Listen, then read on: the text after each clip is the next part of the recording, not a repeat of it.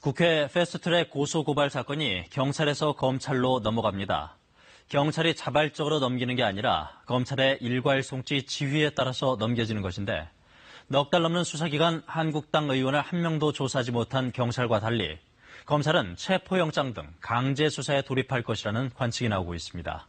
김진호 기자입니다. 지난 4월 말 시작된 경찰의 국회 패스트트랙 사건 수사.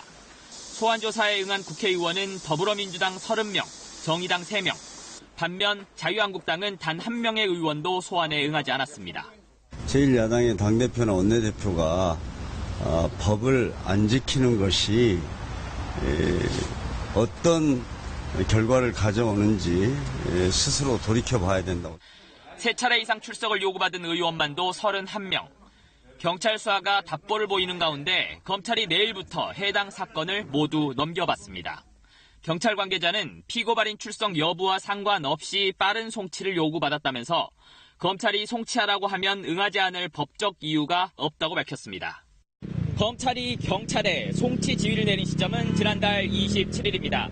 검찰이 조국 법무부 장관 주변에 대한 전격적인 1차 압수수색을 벌인 날과 일치합니다. 검찰이 조 장관 수사를 둘러싼 정치적 편향성 시비를 벗어나고자 패스트트랙 사건 송치를 지휘했다는 분석이 나오는 이유입니다.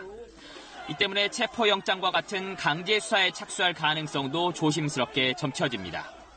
서울 남부지검 관계자는 출석 불응자에 대한 출석 요구 가능성은 있다면서 내년 4월 총선 일정 탓에 검찰 수사에도 시간이 필요했다고 밝혔습니다. 경찰은 문희상 국회의장과 이해찬 민주당 대표에 대해 불기소 의견으로 송치하지만 폭력 사태와 연관된 의원들에 대해선 기소 여부 의견도 내지 못한 채 사건을 넘기는 것으로 알려졌습니다. KBS 뉴스 김진호입니다.